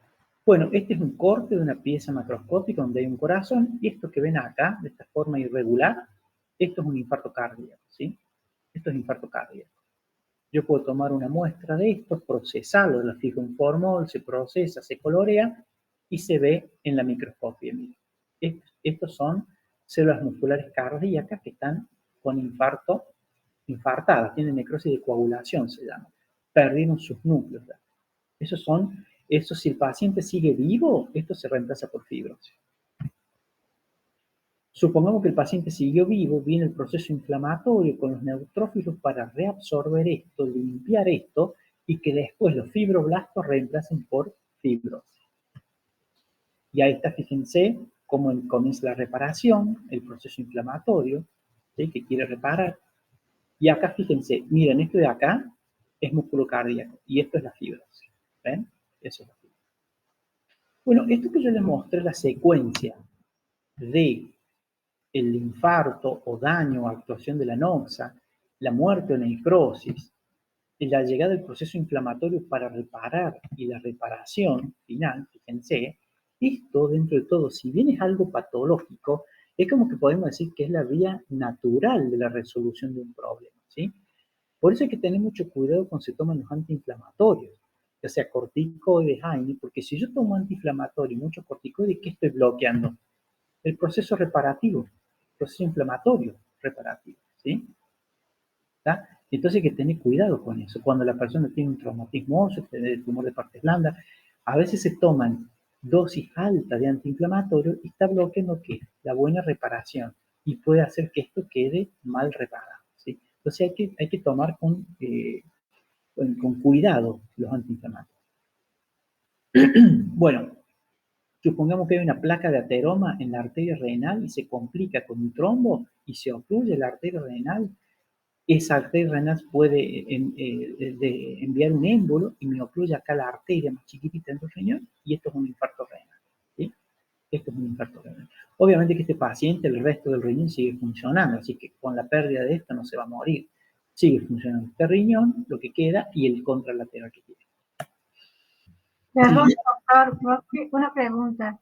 Cuando tiene un infarto del miocardio, sí. La persona sobrevive por mucho tiempo porque es un tema de discusión a veces. Dicen, tuvo un infarto. Sí. Puede seguir viviendo. Va a depender del nivel. Vamos a explicarlo así. Vamos a suponer que esto es un corazón en vivo, esto ya está sacado por una autopsia, ¿no? Cuando se produce un infarto, no es que de golpe se muere el corazón todo, no. Se muere en partes. Se puede morir, supongamos, 1 milímetro, 2 milímetros, 3 milímetros, 2 centímetros o 5 centímetros, ¿sí? Pero no es que comienza abruptamente todo, siempre se va a morir de poquito, empieza de a poquito y va creciendo. ¿Cómo va creciendo esa muerte del infarto? Gradualmente, en cuestión de minutos y horas, ¿sí? Entonces, si vos tenés un paciente que tiene dolor precordial intenso, ya sabes que es hipertenso, que está medicado, que es diabético, y empezó con dolor, seguramente tiene un infarto chiquitito. Si vos lo llevas inmediatamente a la guardia, el infarto va a ser a lo mejor de medio centímetro. Si vos dejás pasar, el infarto se va extendiendo. Porque rodeando al infarto, vos tenés la zona de muerte celular, la zona de corazón vivo y la zona de incertidumbre, que se llama, o penumbre, que suelen decir, que todavía no se murió. Pero si vos le das irrigación sanguínea, no se mueren estas células, ¿sí? Es un halo grande, como si fuera una zona de grises, por decir, ¿sí? ¿Qué pasa? Si vos lo llevas rápidamente al paciente a una guardia y se le da que los fibrinolíticos, los antiagregantes, anticoagulantes, todo eso, los diuréticos, antihipertensivos, ¿qué va a pasar? El infarto va a quedar chiquito. Si vos te demoras en llevarlo a la guardia, esa parte de muerte sigue avanzando. Y porque se demoraron en llevarlo a la guardia. Se demoraron mejor 5 horas en llevarlo. Y en la guardia lo tuvieron 3 horas más porque ninguno se le dio por hacer un electro o tratarlo rápido. Entonces, eso es lo que tiene la rapidez, ¿sí? Por eso un paciente que tenga dolor precordial, ¿se acuerdan cuando nosotros hablamos clínica, epidemiología y métodos complementarios? Paciente añoso, que tenga hipertensión, problemas cardíacos, diabetes y tiene dolor precordial, inmediatamente hay que hacer un electro, placa de tórax y enzima cardíaca. Inmediatamente, no puedo estar yo pensando bien. ¿Por qué? Porque yo puedo lograr que ese infarto sea chiquitito, si lo trato rápido. Si yo me dejo estar, sí, se va a hacer grande, y ya cuando es tan grande el infarto, ya el corazón no puede bombear, se muere el paciente, ¿sí? ¿Por qué se muere el paciente? Y porque esto no puede bombear sangre y no llegó sangre al cerebro. Entonces, ¿qué pasa? Se mueren las neuronas, ¿sí? Gracias. Ah, ok, o sea que el infarto se se logra no solamente por el corazón, sino por la isquemia que no le llega sangre al cerebro. Claro, No es que unido eso. porque Claro. vos supone un ejemplo, vos tenés un paciente acá, ¿no? Tenés un paciente y está infartado acá, ¿no? Y vos pudiste, qué sé yo, le salvaste el corazón, pero ya tiene muerte cerebral. Ya no va a volver ese paciente. Ya tiene muerte cerebral. Ya está en coma profundo. Ya nunca más va a despertar. ¿Sí? Entonces, ¿qué sentido tiene que vos salves todo esto si ese paciente va a estar en coma de por vida? ¿Se entiende? Por eso muchas veces que se debe valorar eso. Porque de qué vale que vos lo salves al paciente, su cerebro ya está muerto y que de por vida tiene que estar en una UTI, de por vida tiene que estar enchufado todo, y él ya no tiene conciencia del mundo. Se perdió. Y como método complementario para poder ver algo así, aparte del electrocardiograma, ¿podría ser un ecocardiograma? No, el eco no sirve. Lo que se sirve es las enzimas cardíacas. ¿Y eso cómo se hace? La troponina C. Porque vos cuando tenés un infarto, la troponina C es una proteína que está acá dentro, una enzima, ¿sí? Y después tenés también la lactato deshidrogenasa, la fosfocartincinasa, que están acá dentro de la celulita. Cuando hay muerte celular, se rompió la célula, esas enzimas salen a la sangre. Entonces, vos al hacer el análisis de sangre te da alto la fosfocartincinasa y la troponina C. Entonces, sí, acá hay infarto. Lo más exacto son las enzimas cardíacas en sangre, que normalmente no están. Normalmente no deben estar, ¿sí? Lo más exacto es eso. ¿Está? Muchísimas gracias. Bien. Profesor, antes que avancemos, cuando a un paciente le diagnostican un estudio, un cateterismo, ¿qué se sospecha? ¿Hay un émbolo en el torrente o hay un coágulo, algo obstructivo? Cuando le hacen el cateterismo es porque el paciente tiene una placa de ateroma que le está ocluyendo, por decir, el 50% de la coronaria. Esa placa de ateroma, ¿qué le puede pasar? En cualquier momento se va a complicar con un trombo. Entonces lo que vos tratás es si se puede sacar la placa por cateterismo y ponerle un stent. El stent es como si fuera un tubito que evita que se colapse. ¿Sí? Y el stent tiene también anticoagulantes, antiagregantes, tiene medicación el stent. Y obviamente que le seguís dando al paciente medicación. Por eso se hace la acción, digamos, terapéutica vascular. ¿Sí? De categoría. Claro. Bueno, fíjense que si yo de acá tomo una muestra de este riñón infartado muerto, veo esto. ¿Ven esta línea de acá para acá? Esto está infartado, muerto. No se ven los núcleos de la célula. Se los perdieron. Acá se ven los núcleos. Esto está vivo todavía. Esto está vivo y esto está muerto. ¿Sí? Esa es la separación de un riñón con infarto y sin infarto. Bueno, acá para que vean más fotitos del infarto de pulmón, ¿sí? Como vimos antes. Acá para que vean la microscopía del infarto pulmonar, que es el infarto rojo hemorrágico. Y acá otro ejemplo. Acá que tenemos, esto es intestino delgado. ¿Sí? Los pacientes hipertensos, los pacientes diabéticos, ¿qué van a tener? Placas de ateroma, ¿en dónde? A nivel de la arteria, ¿sí? Aorta. ¿Y qué puede comprometer? Las mesentéricas, mesentérica superior o inferior, y lo más común es que se ocluyan y genera un infarto de intestino. Y esto se debe resecar. Todo esto está infartado, es un infarto hemorrágico de intestino delgado.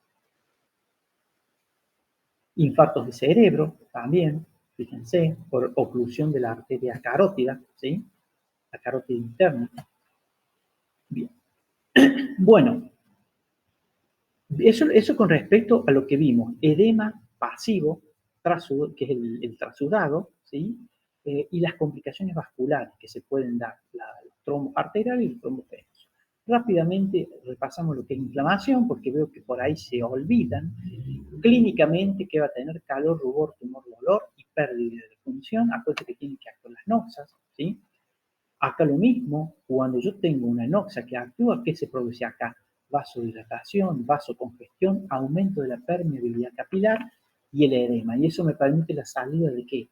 De polimorfos nucleares neutros. Acá tenemos los pasos hemodinámicos, ¿sí? Acá siempre le ponen que hay una vasoconstricción pasajera, que esto no es lo importante. Lo más importante es eso, directamente estudiar la vasodilatación, ¿sí?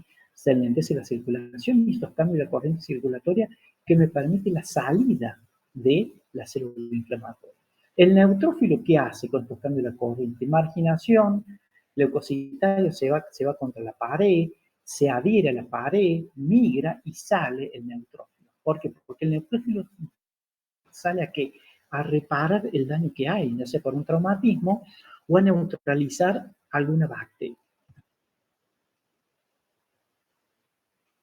Tenemos varias aminas vasoactivas.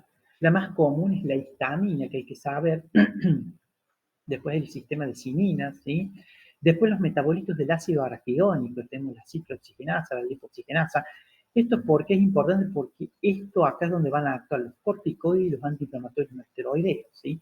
El corticoide bloquea la formación del ácido araquidónico, en cambio los AINES, que son la aspirina, paracetamol, ibuprofeno, bloquea la ciclooxigenasa y la lipoxigenasa, ¿sí? Por eso son antiinflamatorios y analgésicos, ¿está? ¿Serían mediadores del ácido graso? Claro, el ácido araquidónico forma parte de los ácidos grasos que serían fosfolípidos, ¿sí? Que están en la membrana plasmática.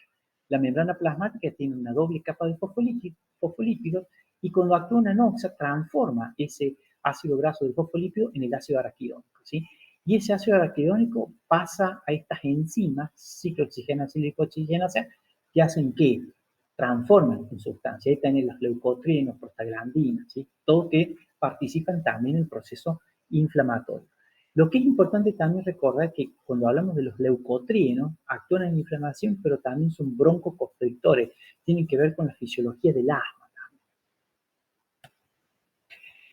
Bueno, entonces, proceso inflamatorio agudo, ¿sí? Acuérdense, vasos dilatados, vasos congestivos, edema y polimorfos nucleares neutrófilos, ¿sí? Es lo principal. Acá un ejemplo, una cervicitis de cuello uterino, una endometritis, endometrio uterino, ¿sí? Bien. Absceso. Esto es un absceso.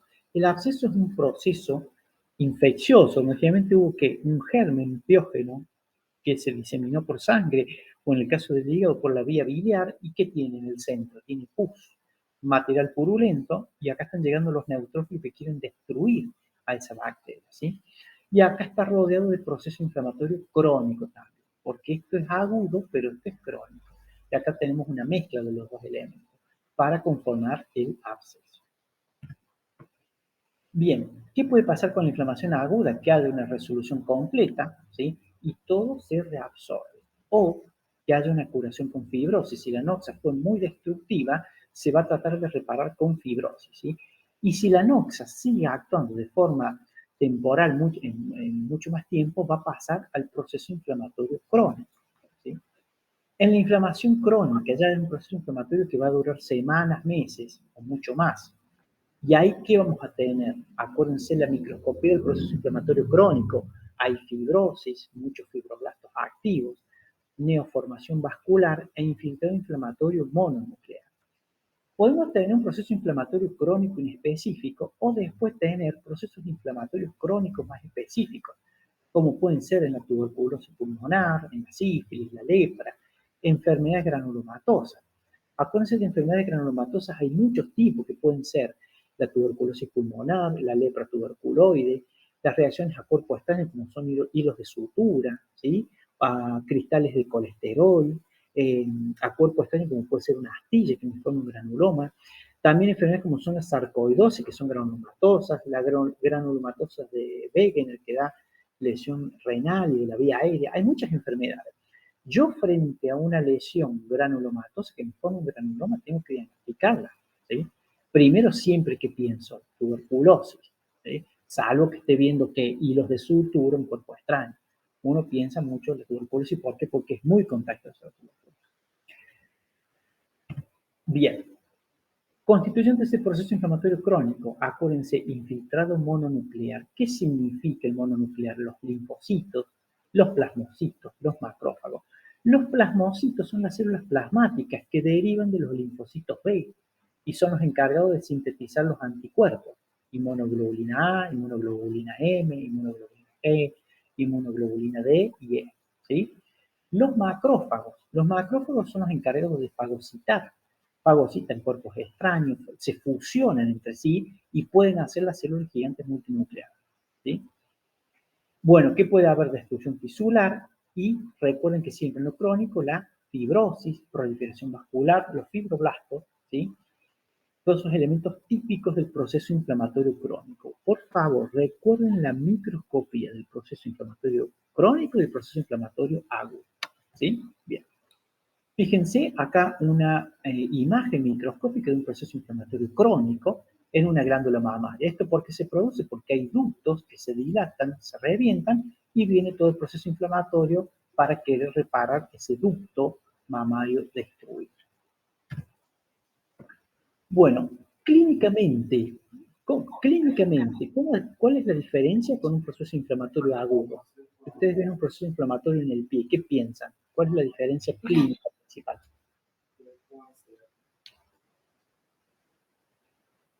Dolor, rubor, tumor, dolor, profe.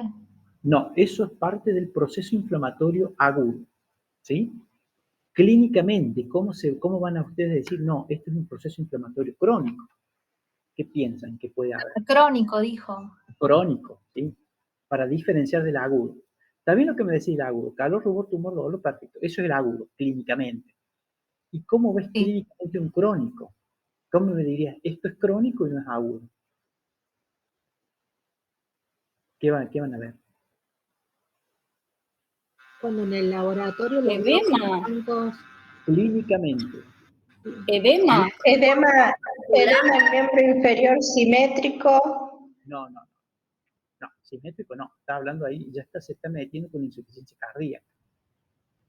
A ver, si una persona tiene un semejante traumatismo en el pie izquierdo, ¿por qué se le va a edematizar el pie derecho? ¿Sí? En este caso, profesor, ¿sería por un problema vascular de circulación? No, yo te voy a poner un ejemplo. Un paciente tiene un traumatismo muy fuerte, ¿sí? Muy fuerte. Obviamente, primero que va a ser un proceso inflamatorio agudo, pero destruyó tanto el tejido que cicatrizó, hizo fibrosis, pasó un proceso crónico. Y vos clínicamente, ¿cómo te vas a dar cuenta que ese paciente tiene un proceso inflamatorio crónico? Porque puede tener algún tejido de granulación. ¿Por qué qué? ¿Qué tiene? Porque puede tener tejido de granulación. Claro, pero vos clínicamente no lo ves a la granulación. ¿Cómo haces? ¿Cómo vos clínicamente se manifiesta? Por un tejido. A ver, en un proceso agudo, ¿ustedes qué van a tener? ¿Cómo va a ser? ¿Va a estar edematizado? Sí, va a ser edema blando, va a estar caliente. Por eso es calor, rubor, tumor, dolor. El tumor, chicos, es el edema, ese edema blando que tiene, ¿sí? Y va a estar caliente porque hay vasodilatación, vasocongestión, y obviamente le va a doler. Eso es lo agudo. En lo crónico ya no va a tener tanto edema porque es crónico, pero la palpación que van a sentir ustedes, que está indurado, ya no es un edema blando, está duro, ¿sí? Por la fibrosis que tiene fibrosis y deformación muscular. Clínicamente, ¿cómo va a estar indurado, deformada esa parte del pie? ¿Dónde sufrió el traumatismo? ¿Se entiende? Sí, profe. Sí, profe. Porque, ¿por qué hay que tener cuidado con eso? Porque ustedes es como que lo van a tomar como un tumor. Va a aparecer un tumor, un proceso inflamatorio crónico marcado. Ustedes van a palpar y decir, esto está muy indurado. Inclusive van a empezar a pensar en un cáncer por ahí. En un cáncer de hueso, un sobrecrecimiento óseo o algo de tejido, un cáncer de tejidos blandos. Pero ya no es como el agudo clínicamente. ¿Sí? Ya va a estar indurado. ¿Tá? Y no va a desaparecer con antiinflamatorio en 3-4 días, por más que le pongan hielo. No desaparece y ya va a quedar con esa deformidad ahí por el traumatismo, por ese proceso crónico.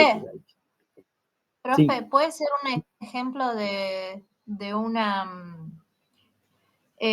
¿cómo es que se dice esto? ¿De una úlcera cicatrizada? Sí, también la úlcera cicatrizada, vos tenés una úlcera cicatrizada, ¿no? ¿Y qué va a tener? Una retracción, sí. Va a estar indurado. Eso también es parte de un proceso. Porque queda la cicatriz. Claro. ¿Y el granuloma cuando hay una uña encarnada puede ser también? También. ¿Y cómo va a quedar eso? Queda indurado, queda duro, ¿sí? ¿Por qué? Porque hay fibrosis, fibroblastos y neoformación vascular. Bien. Tipos especiales de inflamación, bueno, está la pseudomembranosa, la catarral, el absceso, lo que es fístula, empiema. Bueno, la pseudomembranosa porque hay un proceso inflamatorio y se hace como un exudado en los epitelios, forma como una membrana. Pseudo es de falso, una falsa membrana. La catarral porque hay una gran secreción de moco. El absceso porque tiene material purulento. Cuando hay absceso, hay material purulento. Y lo importante es saber que cuando hay un absceso cutáneo se debe drenar. Hay que drenarlo a eso. La fístula es porque un absceso puede drenar hacia la piel porque se fistulizó. O también puede ser una fístula interna donde se comunican dos órganos huecos. El empiema significa cuando hay acúmulo de pus en la cavidad pleural, en la cavidad pericárdica o en la cavidad peritoneal. La celulitis, la inflamación del tejido celular subcutáneo. La úlcera, cuando se pierde tejido superficial en piel o mucosas, pero deja cicatriz, una pérdida profunda. La erosión es la pérdida de tejido superficial, pero leve, mínima, y no deja cicatriz. Y los granulomas son procesos inflamatorios crónicos con reacción gigantocelular. ¿Sí? Bien, ya tenemos la separación de exudado trasudado, ya lo vimos. ¿Sí? Siempre que tenemos la destrucción de un tejido, ¿qué puede pasar? Ese tejido se puede regenerar y llegar a una restitución integral, pero a lo mejor no se puede renovar y que tiene que haber una cicatrización, como ocurre en el infarto cardíaco, como ocurre en la lesión del músculo esquelético. Si ustedes tienen un daño en el pie y se destruye el músculo esquelético, no se puede regenerar, se fibrosa, ¿sí? Porque no tiene capacidad de división el músculo estriado. Bien. Para la reparación se forman estas cicatrices donde migran y proliferan los fibroblastos, se deposita esta matriz extracelular que está formada por fibras colágenas, ¿sí? Y también tiene neoformación vascular que forma este tejido de granulación, ¿sí? Ejemplos acá que ya los vimos son la curación por primera intención, fíjense, donde no deja mucha cicatriz, y por segunda intención donde se perdió mucho tejido superficial, y acá fíjense, se hace el proceso inflamatorio crónico y hay retracción cicatrizada. Acá lo que decían recién ustedes, el ejemplo de una úlcera. Fíjense, una úlcera, esto es una lesión clínica de una úlcera. Clínicamente estoy viendo la úlcera.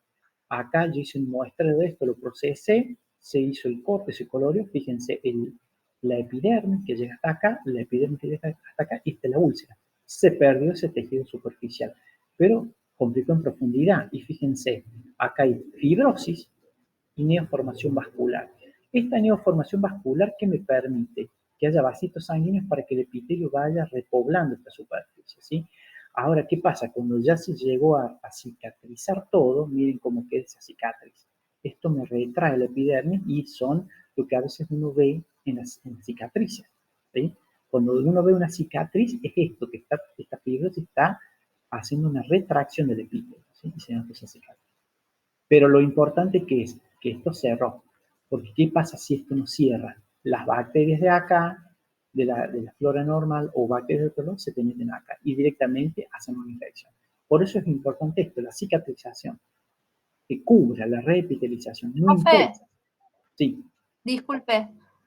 Por ejemplo, cuando hay así un eloma plantar como, o así de dorsal o lo que sea, si uno lo desbrida con bisturí, sí, ¿no es cierto? Y sí, llega a la capa de la dermis y no a la hipodermis, eso, sí o sí hay que dar antibiótico, o sea, ¿se le recomienda antibiótico al paciente o no? Bueno, ahí te hago un tema, ya que sacaste el tema. ¿En qué te basarías vos para darle el antibiótico? ¿Qué me tenés que decir primero? La epidemiología del paciente. ¿Qué epidemiología tiene? Si es un paciente que no tiene diabetes. Claro, por eso vos te tenés que plantear el tema, primero si se da antibiótico, no solo por el grado de lesión, sino por los elementos del paciente.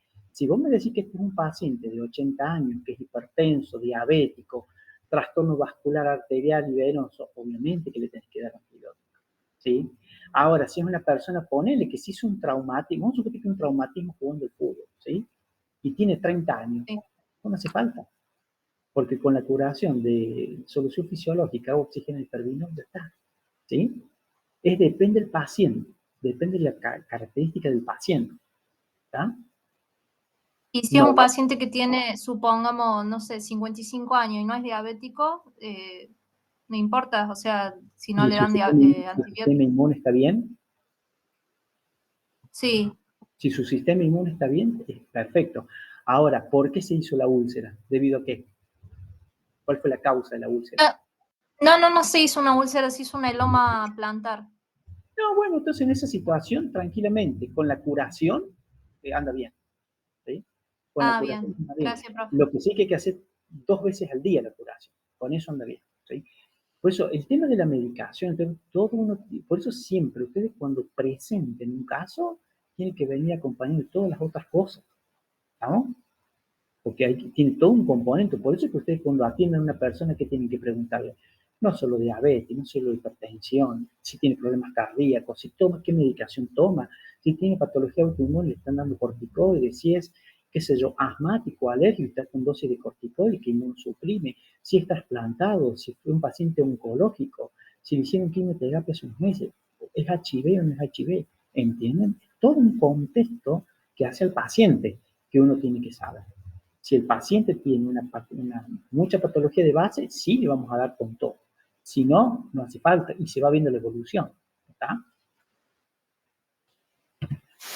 Bueno, dentro de esto tenemos también, los pacientes pueden hacer una fibrosis viciosa y también algo que se llama el queloide. ¿El queloide qué es? Es una reacción que se da poco frecuente donde el proceso, digamos, de inflamatorio crónico genera una como cicatriz muy, muy exagerada. Fíjense estas fibras colágenas, estas rosadas, exageradamente, ¿no? Proliferan de forma descontrolada y me hace esto que es el queloide. ¿Sí? Estos pacientes generalmente se tienen que hacer extirpar. Pero una vez que se extirpa esto, generalmente le ponen que cremas con corticoides para frenar el sistema, el proceso inflamatorio. ¿Sí? Y hay casos de queloide tan grande que los pacientes necesitan radioterapia, ¿sí? Y radiarlo para que no crezca. ¿Sí? Por eso es una cosa muy importante tener en cuenta. Una persona que se hace una perforación, se pone un aro, un piercing, yo creo que tiene que ser valorada antes de hacerse una perforación. ¿Sí? Porque ustedes imagínense que usted va y se hace una perforación de un párpado y le sale esto. Se les arruina el ojo. ¿Por qué? Porque esto genera retracción del párpado, se arruina el párpado ya no va a poder proteger el ojo, se les va a ulcerar la córnea y también perdiendo la córnea y la visión de ese ojo. Entonces yo creo que hay que tener mucho cuidado con eso, sobre todo cuando la persona se hace perforaciones en orificios naturales de la cara, eso es lo principal, ¿sí? Sobre todo la parte de párpado. Pero en muchos casos de complicaciones, yo he visto complicaciones así de queloides en el pabellón auricular, ¿sí? Entonces uno tiene que tener cuidado. Yo creo que eso debería estar reglamentado, quién se puede hacer, quién no, ¿sí? Por el bien del paciente, ¿no? Porque muchas veces no sabe qué va a hacer un queloide. ¿Se entiende eso?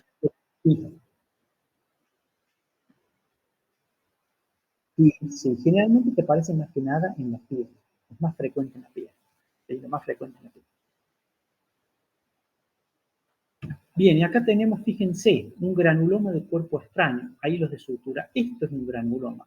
Fíjense, acá tenemos una formación circular que se llama granuloma, y fíjense, esta célula gigante multinuclear debe tener como 60 núcleos, acá hay otra, y si se fijan, estas bandas blancas que están viendo ahí, esos son hilos de sutura, ¿sí?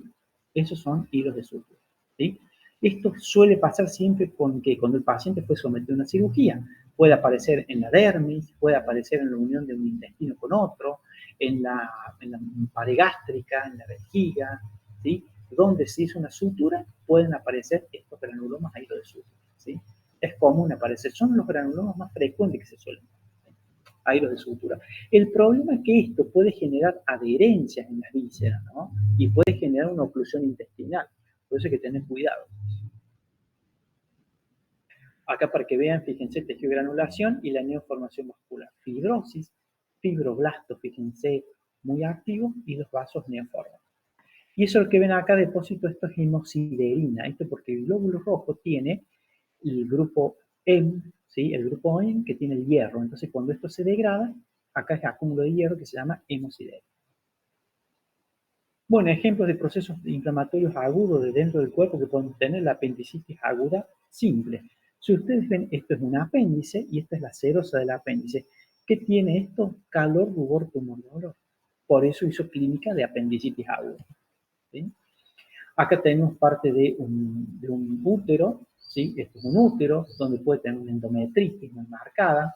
Acá tenemos un riñón que hace una pielonefritis crónica porque se enclavan los cálculos y todo un proceso infeccioso crónico con fibrosis. ¿Sí? Bien. Y lo que tienen que recordar los tres pilares, la epidemiología, los clínicos y métodos complementarios. Siempre recuerden esto. Ustedes analizando la epidemiología, qué edad tiene, qué sexo, qué patologías, qué tratamiento, y analizando la clínica, recién van a ir a pedir los métodos complementarios o a resolver qué tratamiento se va a hacer. ¿Sí? Recuerden que hay patologías relacionadas como la hipertensión arterial, diabetes y las hiperlipemias. ¿Sí? Esto es una tarea que está siempre presente. Y ustedes lo van a ver.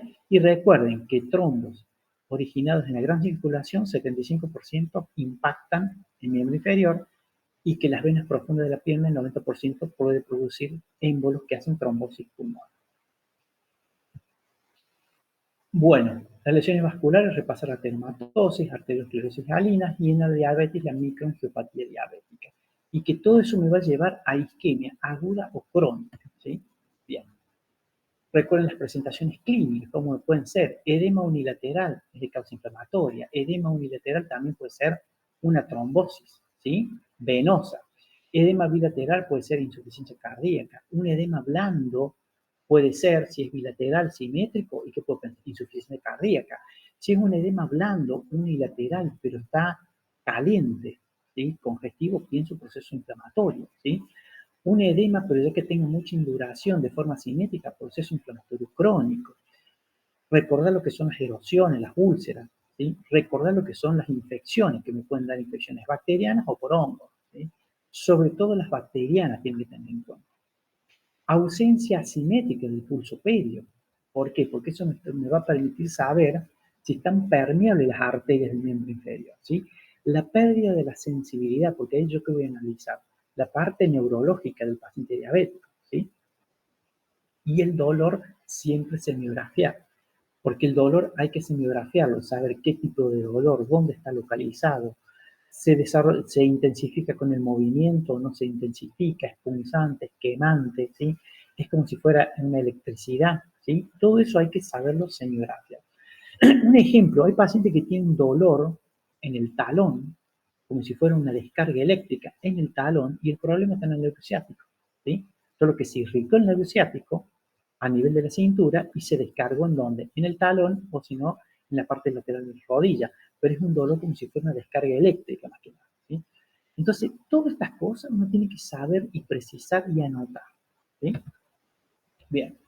Con respecto a la epidemiología del paciente, edad, sexo, profesión, la actividad laboral que realiza, nivel sociocultural. ¿Por qué es importante esto? Porque hay personas que le van a tener que decir 5 veces cómo hacer la curación, o cuáles van a ser los signos de alarma, o a dónde va a tener que concurrir, ¿sí? Porque si ustedes ven signos de obstrucción arterial o de trombosis venosa, debe concurrir a un hospital para que lo valoren ese paciente, ¿sí? Analizar los antecedentes familiares, los antecedentes dietarios, tóxicos, ¿sí? Actividad física, si es sedentario o no, y también analizar del paciente el peso, el índice de masa corporal. Es muy importante ver si tiene o no tiene sobrepeso, ¿sí? También el lugar geográfico donde vive. ¿Por qué? Porque es distinta la interrelación con ¿qué? Con los gérmenes. Si es un lugar seco, si es un lugar húmedo, si es un lugar frío, si es un lugar cálido, ¿sí? Son todas cosas que uno tiene que analizar. Al relacionar clínica y epidemiología se puede determinar una hipótesis de la posible causa de la patología del paciente, ¿sí? Y siempre recordar la relación, ¿sí? ¿Cómo se hace la confirmación? Con los estudios o métodos complementarios. Después, una vez que está confirmada la patología, ¿qué se hace? El tratamiento, el seguimiento y prevención de complicaciones, ¿sí? Supongamos, el paciente se diagnosticó hipertensión, se tiene que hacer tratamiento. ¿Con qué? Con antihipertensivos, con diuréticos, con dieta, con poca sal, ¿sí? Hacer el seguimiento, ¿qué sería? Y que se controle si tiene edema en miembros inferiores, ¿sí? Controlar los pulsos, ¿sí? Controlar la actividad física, si puede caminar y no le duele el pie, si no hay claudicación intermitente, eso es el seguimiento, ¿sí? Y si el paciente no hace bien el tratamiento, todos los otros elementos y en el seguimiento se detectan alteraciones, que hay que hacer prevención de complicaciones, ¿sí? Obviamente que esto debería ir a una guardia, a un médico especializado, donde van a valorar la medicación del paciente. ¿Está? Bien. ¿Alguna pregunta? Sí, profe. Con la pérdida de sensibilidad, podríamos estar hablando de la neuropatía periférica, ¿no? Neuropatía periférica diabética, sí. Diabética, sí. ¿Por qué he escuchado yo, porque desconozco, que algunos no sienten y algunos sienten, están muy hipersensibles, sienten por demás, ¿me explicó? Es raro eso, es raro, porque generalmente la neuropatía diabética lo que hace es, generalmente es destruir la vaina de mielina. Sí, Y de la célula de Schwann, vaina de mielina, eso lo entonces no se entiendo. produce la despolarización. Generalmente pasa como que el paciente pierde la sensibilidad, esa es la regla, ¿sí? Que tenga hipersensibilidad, no sé, salvo que de otra patología asociada, no sé, o tenga otro tipo de lesión y esté estimulando el nervio porque se da un pinzamiento, ¿sí? Pero lo común es que tenga la pérdida de la sensibilidad. ¿Y Por eso el podría ser paciente que diabético, esta hipersensibilidad sea más bien psicológica? puede Nosotros ser, no atendemos mucho a los pero pies. también hay que descartar que no tenga otra lesión que le esté lesionando el nervio. Por otro lado, que lo esté estimulando en la parte central, ¿sí? Ah, claro, claro, Luego puede tener pinzamiento nervio ciático y eso te está generando dolor, ¿verdad? Pero claro. claro, porque te está pinzando en la parte central, ¿verdad? Y vos percibís el dolor, pero no es que te está doliendo el pie, te está pinzando los haces que van hacia el cerebro, ¿sí? Suponete si vos te perforas en el cerebro y te tocas la parte de la corteza que inerva el pie, vos te vas a clavar, suponete un alfiler en el cerebro, pero vos no vas a sentir dolor en la cabeza, lo vas a sentir en el pie. Ah, claro, Es como un engaño que hace, claro, ya entiendo. por eso. Bárbaro, muchas gracias. Bien, ¿otra pregunta? Mi profesor, si por ejemplo tenemos un paciente que tenga un proceso inflamatorio, ¿cómo se refleja en el laboratorio clínico? ¿Proceso inflamatorio de qué? De los miembros inferiores, asimétricos, vemos que está hinchado, que tiene calor, que tiene... Bien, vos estás pensando bien. Si vos lo ves como un proceso inflamatorio agudo y me decís que tiene calor, estás pensando en un proceso inflamatorio agudo en una celulitis, supongamos, ¿sí? Una infección bacteriana. Y bueno, en ese caso tenés que hacer un análisis de sangre para ver cómo están los neutrófilos en sangre. A lo mejor están normales, ¿no? Y no pasaron todavía sangre de la bacteria, pero si está elevado ya la celulitis te va a subir los neutrófilos y eso es importante porque le tenés que dar antibióticos. Claro. Bueno, gracias, profe. Bien, ¿otra pregunta?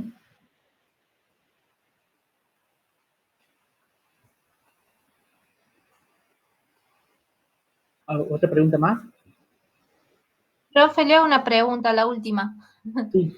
Por ejemplo, cuando un paciente tiene edema en los pies y es un edema crónico, Sí. un paciente joven de 27 años con 160 kilos Sí, y tiene dolor constante en los pies, sí. ¿qué se recomendaría? O sea, Que baje de peso.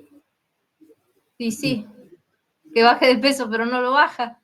Y bueno, es que nunca le vas a solucionar si no baja de peso. O sea, es como suponete que yo te diga, vos agarrate, qué sé yo, 2 bolsas de cemento y tenés todo el tiempo sobre tu cuerpo. Va a repercutir en la parte ósea, Claro. la parte muscular, la parte vascular. Además, ese paciente, ¿qué tiene con tanto sobrepeso? Tiene insuficiencia cardíaca ya. Y tiene hipercolesterolemia, debe tener placas de ateroma, debe tener, a lo mejor tiene diabetes también. Profe, ¿qué sería el ácido úrico?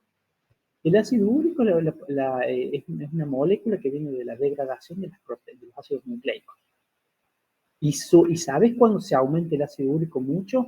Cuando la persona come mucha carne. Si come exageradamente carne, sube el ácido úrico y te puede dar una patología que se llama gota. Pero también los pacientes que suelen tener elevado el ácido úrico son los que fueron sometidos, ponerle a una quimioterapia, donde destruiste muchas células tumorales, ¿sí? Entonces se libera el ácido nucleico de la célula tumoral y te sube el ácido úrico también. Porque él lo tiene el ácido úrico alto, por eso. Porque come mucha carne. Por Sí, eso. come mucha carne. Él debe tener gota, seguramente debe tener diabetes. Y si no tiene diabetes, acuérdate que está en la